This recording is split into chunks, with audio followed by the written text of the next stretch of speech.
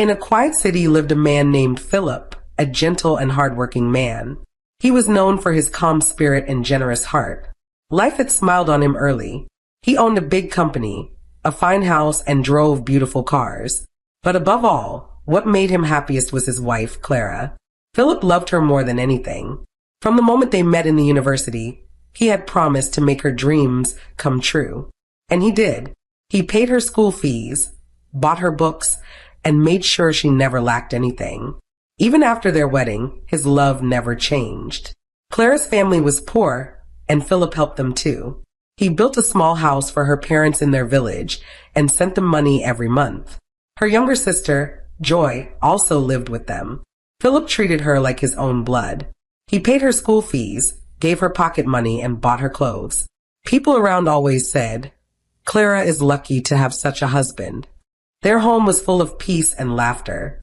Clara used to cook Philip's favorite meals. She waited for him at the door each evening with a smile. Sometimes Philip would say jokingly, "If love were food, you fed me too much." And she would laugh, hugging him softly. Years passed, and Philip's business grew stronger. He never forgot where he came from, and he never disrespected anyone. Many young men looked up to him. They saw how he adored his wife and how he protected his home. But as time went on, things began to change slowly, like a candle losing its light.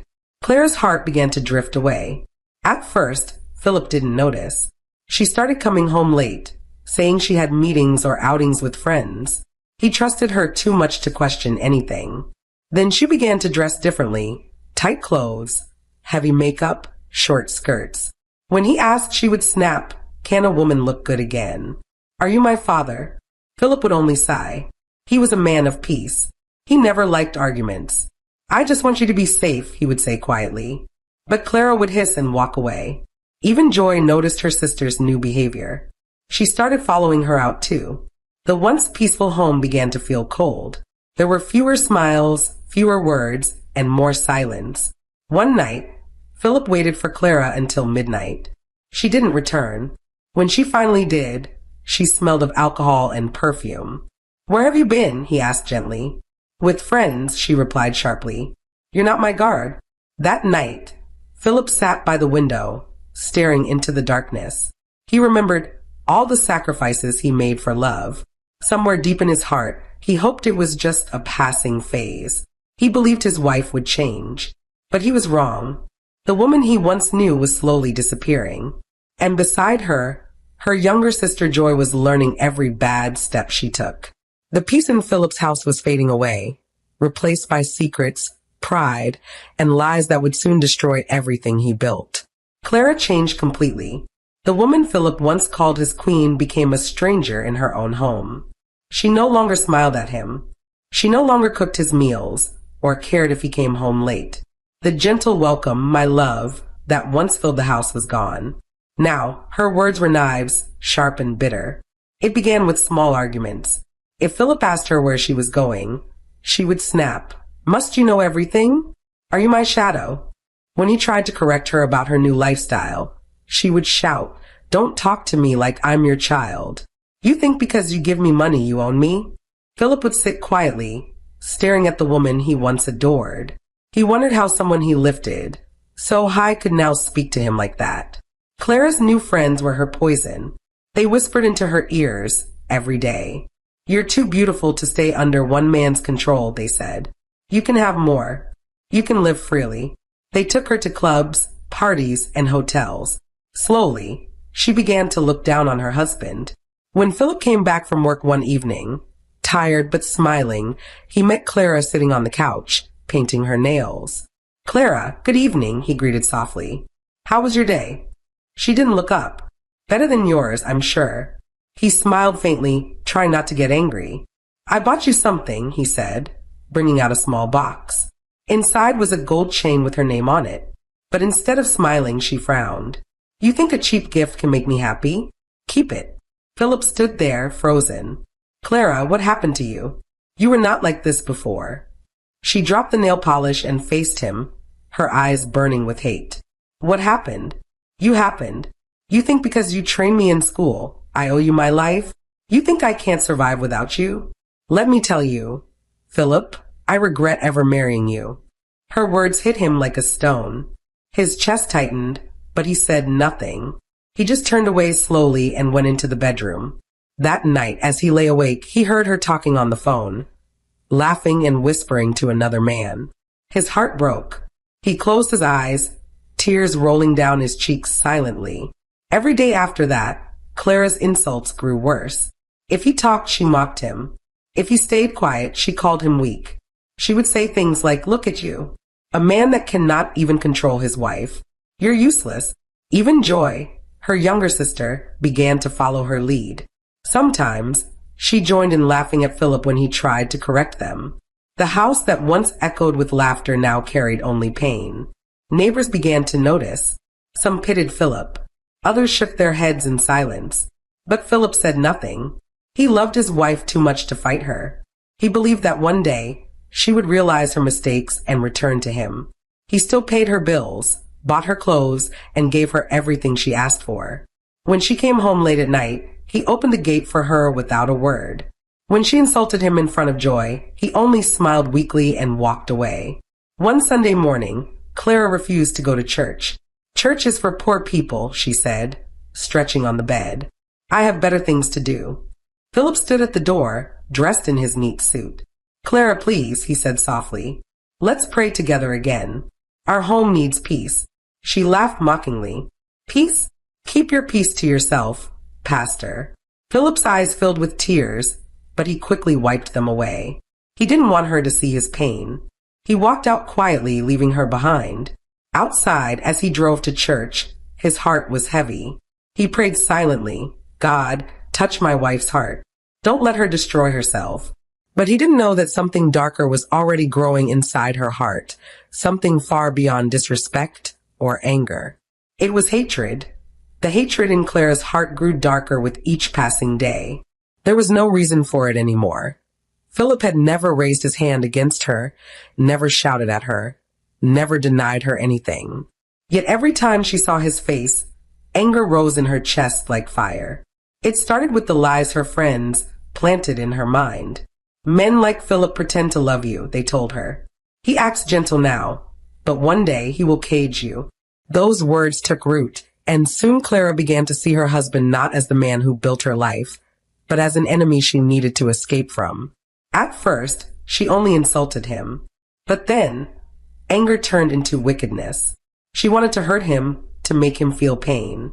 She wanted him out of her life completely. Her younger sister Joy became her closest friend in this plan. Joy had grown up in Philip's house. He paid her school fees, gave her everything she had. But because she was young and easily influenced, Clara used her. One afternoon, Clara was sitting in the living room with Joy. The TV was on, but they weren't watching it. Clara leaned forward and said in a low voice, "Joy, I'm tired of that man. I can't live another month with him." Joy looked surprised. "But sister, he has been good to you." "What has he done now?" Clara's eyes flashed. "Good? You call that good? He's always acting holy, pretending to be better than me. He makes me feel small in my own house. I want him gone." Joy frowned slightly. "Gone how?" Clara was silent for a moment. Then she said slowly, "What if we find a way to destroy him completely? Something that will make everyone hate him the way I do." Joy sat back, shocked. "Destroy him? Sister, that's too much. He loves you." Clara hissed. "Love? That man doesn't love me. He only wants to control me. He thinks because he trained me and our family, we must worship him. I'll show him he's nothing without me." From that day, the sisters became close like never before. They whispered in corners, locked doors behind them, and shared secrets no one else could hear. Joy was scared at first, but Clara's sweet words drew her in. "Don't worry," Clara would say, touching her sister's hand. "I'll take care of you. When Philip is gone, this house will be ours. You'll have everything you want." At night, when Philip slept, they stayed awake, laughing quietly and planning. They made lists, names, dates, and stories to tell. One evening, Joy's voice trembled as she asked, "But what will people believe? Philip is respected. Everyone knows he's a good man." Clara smiled wickedly. "We will give them something too big to doubt." Joy blinked. Like what? Clara leaned closer and whispered something that made Joy's heart skip. We will tell the world that he tried to touch you, that he wanted to sleep with you. That will finish him. Joy gasped, covering her mouth. Sister, no. That's too evil. He will go to prison. Clara nodded calmly. That's the plan. For a long time, Joy said nothing. Her heart was beating fast. But Clara kept speaking softly, painting lies with sugar-coated words. You'll only need to cry a little. I'll do the rest. The police will believe us. Everybody will believe us. Trust me. By the end of the week, Joy agreed. They began to set the stage carefully. Clara started pretending to have small arguments with her husband in public, shouting things like, "Don't touch me again," or "I'm tired of your nonsense," so people would think something was wrong between them. Meanwhile, Joy began acting strange around Philip, avoiding him, refusing to greet him properly, and pretending to be scared whenever he was around. Philip noticed, but he thought maybe she was just growing up and needed her space. He had no idea that the two women he fed, loved, and cared for were planning his downfall. Late one night, as the sisters sat whispering again, Joy asked quietly, "When will we do it?" Clara smiled coldly. "Soon. Very soon. I just want to make sure he doesn't see it coming." And as she said those words, her face carried no trace of the woman Philip once married, only the shadow of hatred and betrayal. The night was quiet. The air inside the house was still, almost heavy, as if it could sense something dark waiting to happen. Philip had just returned from work, looking tired but peaceful. He dropped his briefcase by the chair and smiled faintly at his wife, who sat on the sofa scrolling through her phone. "Clara," he said softly, "how was your day?" She didn't answer. She kept staring at her phone, chewing gum noisily. Philip waited a moment before speaking again. "I stopped by the supermarket. I got the cereal you like." She looked up, frowning. "Did I tell you to buy anything? You're just wasting money anyhow." Philip sighed quietly and smiled, though it didn't reach his eyes. "I just thought you might like it." Clara hissed and stood up. Thought. That's all you ever do, think nonsense. I don't need anything from you." Her words were cold. Philip swallowed hard, pretending they didn't hurt. "All right," he said softly. "I'll just keep it in the kitchen." He went to his room quietly. Joy, Clara's younger sister, was sitting on the couch, watching everything. She had grown used to the tension between them, but that night felt different. Clara's anger carried something deeper, something heavy and bitter. When Philip went to take his bath, Clara called Joy into the bedroom and locked the door. "Joy," she said in a low voice, "tonight everything ends. I'm tired of this man." Joy blinked, nervous. "What do you mean, sister?" Clara's eyes glinted with something dark. "We're doing it tonight. You remember what we planned. I'm tired of pretending. I want him gone from my life for good." Joy's hands trembled slightly. "But, sister, what if they find out it's not true? He has never touched me." Clara laughed bitterly. "Find out what? Nobody will believe him. Do you think anyone would take his word over yours? You just have to scream. I'll do the rest." Joy looked down, her heart pounding. "But he's been good to us. He pays my fees." Clara snapped. "Stop saying that. You think I don't know what he's doing? He pretends to be kind, but deep down he wants everyone to worship him. He looks at you with pity, not love. I'll show him he's not God." Joy stayed quiet. Her chest rose and fell quickly. She didn't want to do it, but her sister's voice was strong, commanding. She had always obeyed her. Clara stepped closer and placed her hand on Joy's shoulder. "Don't be scared. After tonight, we'll be free. I'll buy you everything you want. Just trust me." Outside the room, the sound of water running in the bathroom filled the silence. Philip was bathing, humming softly as he always did after a long day. Joy's throat felt dry. "So, how do we start?" she whispered. Clara leaned close and spoke slowly. "Wait until he finishes bathing. When he comes out, walk in wearing your towel. Then scream like your life depends on it. I'll rush in immediately. That's all." Joy's eyes filled with tears. "Sister, please." Clara's voice hardened. "Joy, you promised me. Don't you dare back out." The clock ticked loudly. The air grew tense. Minutes passed like hours. Philip stepped out of the bathroom, water still dripping from his hair. He wrapped a towel around his waist and wiped his face, smiling faintly at the quiet evening. He didn't know two pairs of eyes were waiting for him, one filled with guilt, the other with hatred. Then, as planned, Joy walked toward the bathroom door. Her towel was tied tight across her chest. She hesitated at the doorway, heart pounding so fast she could hear it. She glanced back, hoping her sister would stop her, but Clara only nodded coldly. Joy took a deep breath and pushed the door open. "Uncle Philip," she started weakly. Philip turned, startled. "Joy, what are you doing here? Can't you see I'm—" Before he could finish, she screamed at the top of her voice. "Help! Rape! Help me! He wants to touch me!" Philip's face went pale. He froze. "What? Joy, what are you saying? Stop that!" Clara came running immediately, pretending to be shocked. "What's going on here?" she shouted. Joy dropped to the floor, shaking. He tried to touch me. He's been doing it. Please, sister, help me." Clara's eyes widened with fake anger. "Philip, you beast! How could you?" She rushed to Joy and held her, pretending to comfort her. Philip tried to speak, his voice trembling. "Clara, I swear I didn't. She just came in here." "Shut up!" Clara screamed. "So it's true. You've been using my sister all this time? God will punish you." Philip stood helplessly, still half-dressed, water dripping from his body. He felt like he was drowning, even though he was standing on dry ground. "Clara, please, you know me better than this. I could never." But she wasn't listening.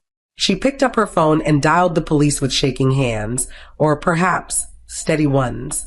Within minutes, the sound of sirens filled the quiet street. The neighbors came out, whispering.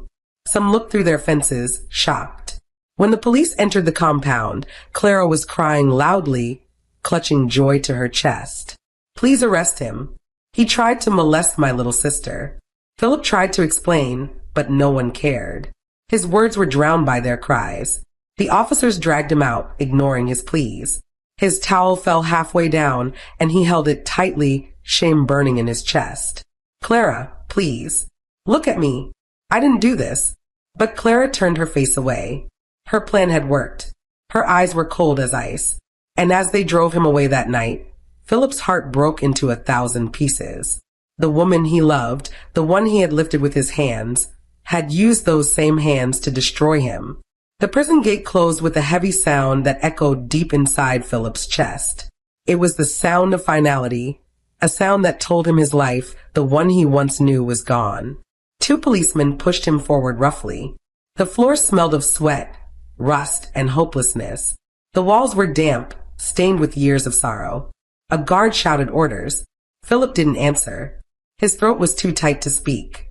They gave him a thin, torn blanket and pointed to a small corner. That was his bed. He sat on the cold floor, his hands shaking slightly. He still couldn't believe it. His wife, the woman he gave his heart and everything he owned, had put him there. He leaned back against the wall and stared into the dark. There were 4 other men in the cell, but none spoke to him. One was asleep, snoring softly. Another sat in silence, staring at the floor. Somewhere outside, a man screamed from another cell. Philip's heart felt like a stone inside his chest. He closed his eyes and saw Clara's face, the woman he once called his peace. Her laughter, her smile, the way she used to run into his arms when he came home. He had loved her more than he loved himself. Now that same woman had destroyed him. That night he didn't sleep. He wept quietly, his face buried in his hands. He remembered all the things he had done for her. The years of sacrifice, the kindness, the trust. "Why, Clara," he whispered to the darkness. "What did I ever do to deserve this?" The next morning, the guards shouted for everyone to get up. They handed him a hoe and sent him out with others to the field. It was hard labor. Digging, carrying, sweating under the hot sun. His soft palms bled after just an hour. Still, he kept going. He had no choice. At night, when they returned, the other prisoners laughed, ate what little they had, and fell asleep. But Philip sat alone, staring at the moon through the small barred window. He thought of home, of the big house he built, the cars, the laughter that once filled it. Now that same house was filled with strangers and sin. Back home, Clara had become a different woman. With Philip gone, she felt untouchable. She sold his cars, withdrew his savings, and started spending recklessly. She began to dress differently. Expensive gowns, bold jewelry, long nails, and bright wigs. Her phone never stopped ringing. Friends filled the house, drinking, laughing, playing loud music. The same neighbors who once respected her now whispered behind her back, but she didn't care. Every night, a new man visited the house, but one of them, a tall, smooth-talking man named Kelvin, stayed longer than the rest. He called her baby and made her laugh the way Philip once did. Soon he moved in. Clara introduced him to everyone as her new man. Joy, her younger sister, lived like a queen too. She stopped going to school and spent her days taking pictures, buying clothes, and partying. She told people she was finally free from Philip's control. They both used Philip's money he worked years to earn, without guilt. While he was in prison eating cold food and working under the sun, Clara was in restaurants and hotels, pouring expensive wine and posting smiles online. At night, she would lie beside Kelvin, laughing about the past. "That poor fool," she'd say. "He thought I'd cry without him. He'll die in that cell." Weeks later, Clara decided to visit the prison. She said she only wanted closure, but deep down, she wanted to see how broken he had become. When Philip saw her walk into the visitors' area, his breath caught. She looked beautiful, not in a way that brought warmth, but in a way that hurt. Her face was smooth, her nails painted red, her dress shining like pride itself. She sat across from him, crossing her legs slowly. "So," she said coldly, "how is prison life?" Philip looked at her quietly for a long moment. Then he asked softly, "Why, Clara? What did I ever do to you? What made you hate me so much?" Her lips curved into a smile, but her eyes were empty. "You want to know," she said. "I hate you because you were too good. You acted like an angel, like you owned my life.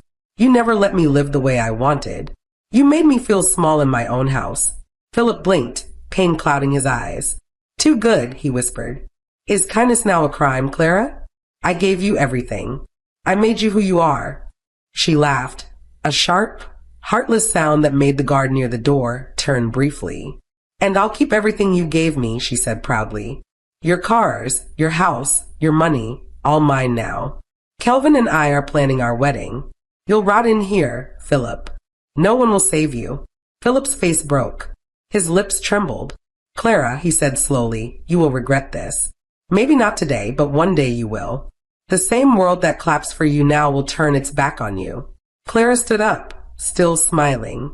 "Regret," she said mockingly. "There's nothing to regret.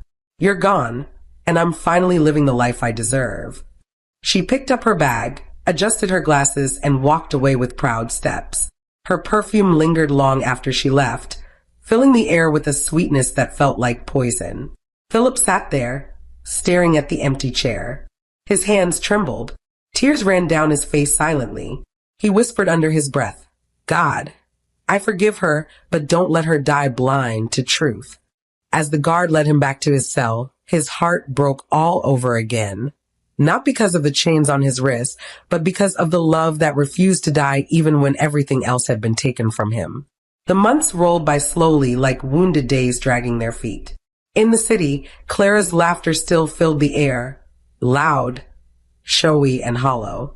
But behind her painted smile, her new life was not as sweet as it once tasted. The man she called Kelvin, her new lover and soon-to-be husband, was changing. At first, he treated her like a queen. He showered her with attention, held her hand in public, bought her clothes and perfume. But once he settled into her house and took control of Philip's money, the mask began to slip. His voice grew harsh, his eyes cold point one morning. Clara woke up late and found Kelvin sitting on the sofa, scrolling through her phone. "Who's this man calling you at night?" he asked in a low voice. Clara frowned. "That's my friend from church." Before she could finish, his hand landed hard across her face. The sound echoed in the room. "Don't lie to me," he said, his tone cold. Clara froze. She had never been slapped in her life. Not even Philip, the man she had wronged, had ever lifted his hand against her. She held her cheek, staring at Kelvin in disbelief. You hit me, she whispered. He stood up slowly, eyes dark. Next time you lie to me, I'll do worse. He walked out, slamming the door, leaving her shaking and breathless. From that day, peace left her house. Kelvin changed completely. He no longer brought her gifts. He spent her money carelessly, staying out late, coming home drunk, and shouting at her over little things. If food wasn't hot, he would throw it away. If she spoke too much, he would slap her again. The same woman who once mocked her husband for being too peaceful now lived in fear of every sound from the doorway. Every night she would whisper into the darkness, Philip, you were not weak, you were kind. But it was too late. Joy, too, was no longer herself. The bright dresses, the expensive hair, and the endless parties no longer brought her joy.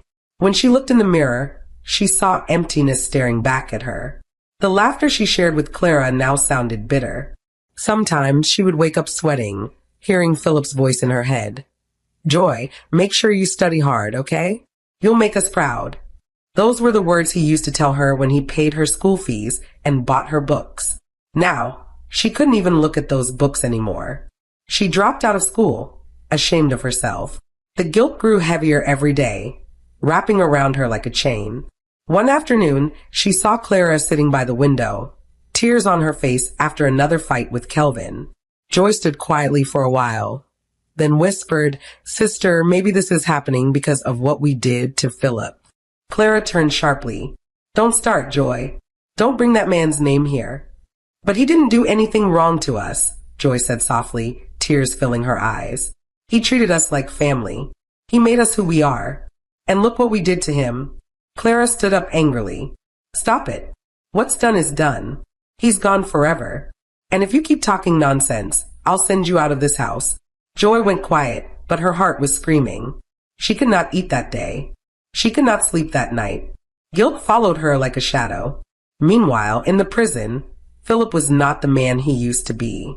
His strong shoulders had become thin. His eyes sank deep into his face. The guards barely recognized him anymore. He no longer sang. He barely spoke. Each day, he worked under the scorching sun until his back burned. He carried heavy stones, pushed wheelbarrows, and dug trenches with trembling hands. When rain came, he stood drenched, too tired to move.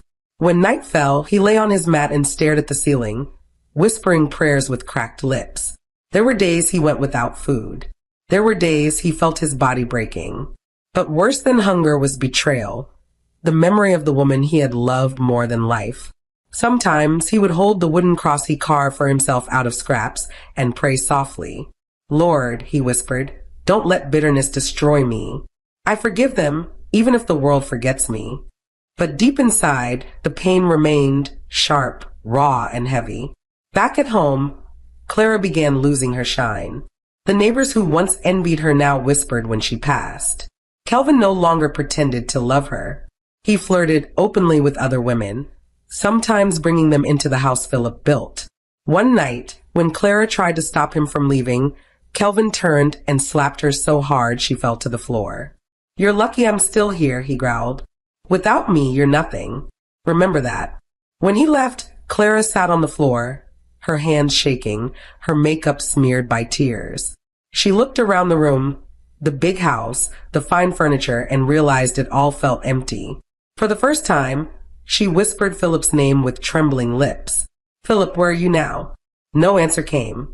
Only silence, the same silence that once lived in Philip's heart the night she betrayed him.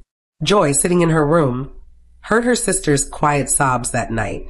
She closed her eyes, tears rolling down her face. God, she whispered, please forgive me. I want to tell the truth, but I'm afraid. And somewhere far behind prison bars, a good man lay awake on a thin mat, praying not for revenge, but for strength to survive another day. He didn't know that the wind had begun to change. That slowly, quietly, karma was already on its way. The days did not run anymore, they crawled. Joy woke each morning with a heavy chest, as if night had placed a stone there and left. Music no longer excited her. New clothes no longer felt new. When she looked at her phone, she saw only pictures of a girl pretending. She would swipe, then lock the screen, ashamed of the girls staring back. Kelvin now moved through the house like a storm. He came and went without greeting. He talked to Clara like she was a child. If food delayed, he banged the table. If she asked a question, he rolled his eyes. Sometimes, too many times, his hand followed. Clara hid the marks with makeup and dark glasses. But the walls knew. The mirrors knew. Joy knew. One evening, rain beat the roof for hours. Joy sat on her bed, hugging her knees, listening to Clara and Kelvin argue in the sitting room. The argument grew into a slap. Then a chair scraped hard across the floor. Then silence, deep and frightening. Joy ran out. Clara sat on the rug, holding her mouth, tears mixing with mascara. Kelvin stood over her, breathing like a bull. "Mind your business," he said to Joy without looking at her. "If either of you tries me again, you'll learn." He walked out, doors slamming behind him. Clara wiped her face, hands shaking. For the first time in a long time, her pride stepped aside and her voice came out small. "Joy," she whispered, "bring me water." Joy brought the water, but her hands trembled too. "Sister," she said softly, "this is not life. This is punishment." Clara looked up sharply. "Punishment for what?" Joy's eyes filled. "For what we did to Philip." Silence sat between them, thick and bitter. Clara turned away, staring at nothing. "Don't start," she said. "What's done is done." But Joy could not keep quiet anymore. The words began to push from her chest like air from a drowning mouth. "He never touched me," she said, voice breaking. "He never tried. We lied, sister. We lied because you wanted freedom. And I followed you. I ruined him. We ruined a good man." Clara stood, face hard. "And if we take it back, will time return? Will these bruises vanish? Will he forget? Keep your mouth shut." Joy shook her head. "I can't. I see him when I close my eyes. I hear him praying for us, even in prison. He used to tell me, 'Read your books, Joy. God will make you great.' He called me his own sister, and I put him in chains." Clara gripped Joy's arm. "Listen to me. If you talk, we both go down. Do you hear me? We lose everything." Joy pulled her arm away. "We already lost everything." That night Joy did not sleep. The rain stopped, but inside her head, thunder continued. Near dawn, she rose quietly, opened her wardrobe, and took out the school bag Philip bought her, the one she had tossed aside when the lies began. She held it to her chest and wept. When morning came, she washed her face, wore a simple dress, tied her hair back, and left the house before Clara woke. She went to the only person who had never changed, Mr. Benson, the elderly neighbor who used to greet Philip every evening at the gate. His compound smelled of wet flowers. He opened the door slowly, surprised to see her. "Joy," he said, eyes soft. "Are you all right?" "No, sir," she answered honestly. "I am not." He let her in. She sat on his old sofa and told him everything, every dark piece of the story, from the first whisper to the last scream. Mr. Benson did not look away. He did not rush her. When she finished, the room was quiet except for the ticking clock. "I want to tell the police," Joy said, voice shaking. "But I'm afraid." Mr. Benson placed a gentle hand over hers. "Fear keeps lies alive. Truth frees even before doors open. I know a lawyer with legal aid. He helps people who have no voice. We will go together." Joy nodded, tears of relief rolling slowly. For the first time in months, air entered her lungs without pain. Before they left, Joy said, "I must see him first. I must look him in the eye and say the words." At the prison, the sun was sharp, the line long. Joy waited with a small bottle of water in her hand and a heart that beat like a drum. When Philip entered the visiting room, she gasped. He was thinner, his cheeks hollow, his clothes loose. Yet his eyes, tired, yes, still carried a quiet light. "Joy," he said, surprised, almost tender. She could not sit. She stepped to the glass, both hands pressed against it. "Brother Philip," she whispered, using a name she had never given him before, "forgive me." His brows knit. "Forgive you for what?" "For everything," she cried. "It was a lie. You never touched me. Clara and I planned it. I agreed. I was foolish and proud and greedy. I destroyed you. Please forgive me. Please." Philip closed his eyes. His shoulders trembled. For a long moment, he said nothing. Then he touched the glass too, as if he could reach her. Joy, he breathed. I forgave you the day they closed the gate. She sobbed openly now, head bowed. I'll tell the truth, she said. I'll sign whatever they need. I'll stand anywhere. I will not run again. Philip nodded slowly, tears shining. Do the right thing, he said softly. Not for me alone. Do it for your own soul. When Joy left the prison, the sky looked different, wide, bright, possible. She walked straight to legal aid with Mr. Benson. The lawyer listened, asked careful questions, and wrote everything down. The sun rose gently over the quiet city, touching the prison walls with soft light. Inside, Philip was sweeping the small yard when a guard walked toward him holding a file. Adams Philip, the guard said. Warden wants to see you. Philip wiped sweat from his face and followed. His heart beat slowly, tiredly. It had been months since anyone called his name for good news. He thought perhaps they wanted him for another labor assignment. When he stepped into the small office, he saw her, Joy, sitting nervously on a wooden chair. Her hands trembled around a file of papers. Beside her was the old neighbor, Mr. Benson, and a man in a simple black suit who looked kind but serious. The warden looked up. Philip, he said, this young lady has something to tell you. Joy stood up. Her eyes were swollen from crying. She took a slow step forward, her voice shaking. Brother Philip, she whispered. It's over. I told them the truth. Philip frowned slightly, confused. The truth. Joy nodded, her tears spilling. I confessed everything. We lied. You never touched me. You never tried to harm me. It was all a plan.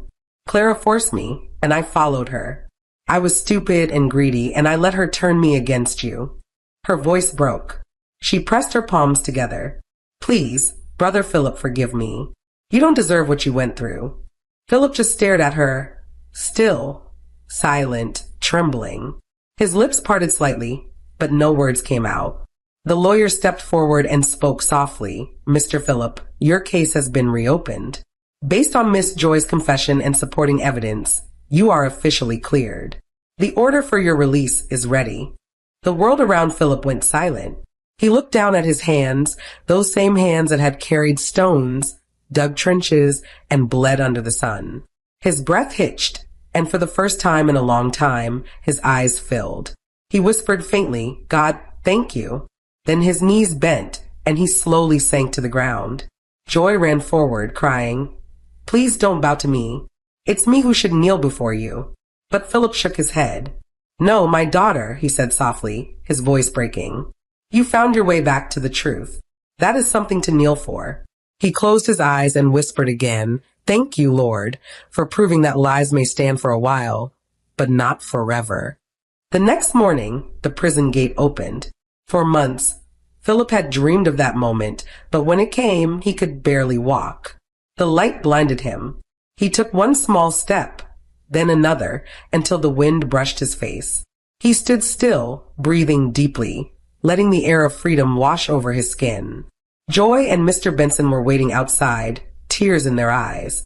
Joy knelt the moment she saw him. Please forgive me again, she said softly. Philip lifted her up, his eyes weak, but kind. You are forgiven, Joy. The day you told the truth, you broke the chains that held both of us. They entered the car, and as they drove away, Philip turned back one last time. The gate stood tall and gray behind him. He didn't hate it, not anymore. It had been his classroom. Pain had taught him patience. Betrayal had taught him wisdom. When Clara heard the news that Philip had been released, she was eating dinner with her lover, Kelvin. Her spoon froze midway. What did you say? She asked, her voice trembling. Her friend on the phone repeated it clearly. Philip is free. Joy confessed everything. The truth is out. The phone slipped from her hand. Her eyes went blank. Kelvin looked up from his plate, chewing lazily. Who's Philip? He asked. Clara didn't answer. Her chest felt tight.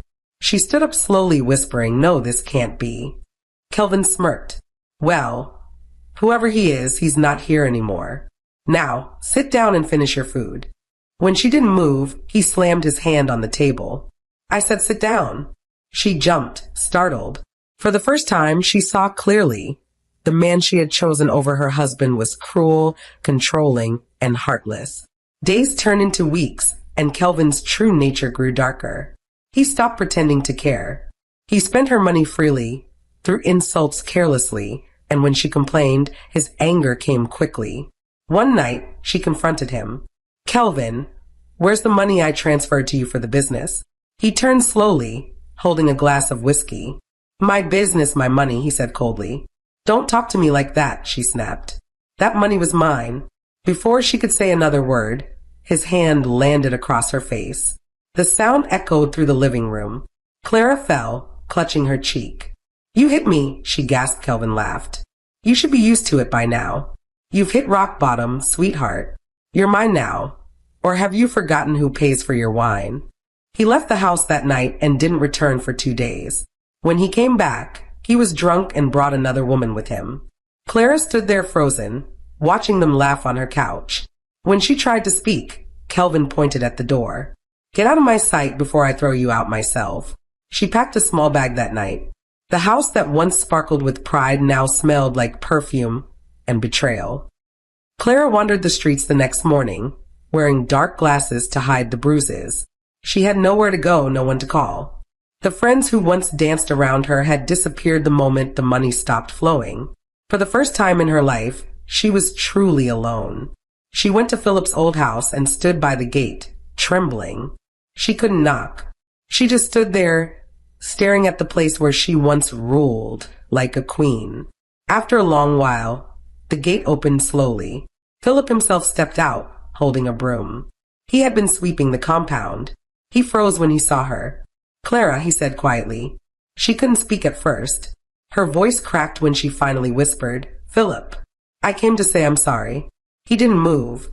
He just looked at her, not with anger, not with love, but with quiet sadness. She dropped to her knees on the dusty ground. "I destroyed you," she sobbed. "You gave me everything, and I paid you with lies. I can't sleep, Philip. I see your face every night. Please, please forgive me." Philip bent slowly, his tired eyes soft but unreadable. "I forgave you a long time ago, Clara," he said gently. "But forgiveness doesn't rebuild what was broken. You took away more than freedom.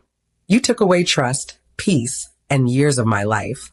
Clara nodded weakly, her tears dripping onto the earth. "I know," she whispered, "and I will live with that guilt forever." Philip looked toward the sky, the morning light touching his face. "No guilt lasts forever, Clara," he said softly, "but repentance must be true. Go and find peace in God, not in me." He turned and walked back inside. The gate closed quietly behind him. Clara remained kneeling there long after he was gone, the dust clinging to her clothes, the wind brushing her tears away. Weeks later, Philip sat on his veranda one evening, the orange sun dipping behind the buildings. He held a small Bible in one hand and a cup of tea in the other. Joy sat beside him, reading her school notes. She looked peaceful now, calmer, grateful, changed. Philip smiled faintly. "You see, Joy," he said quietly, "pain can bury us or teach us. It buried me once, but now it's teaching me how to live again." Joy looked at him with tears in her eyes. "You're stronger than anyone I know." He shook his head gently. "No, I'm just a man who refused to let hate win." As the sun disappeared and the sky turned purple, Philip whispered a prayer under his breath. For peace, for healing, and even for Clara, wherever she was. And for the first time in years, his heart felt light. Because though betrayal had broken him, forgiveness had rebuilt him. And that, at last, was freedom.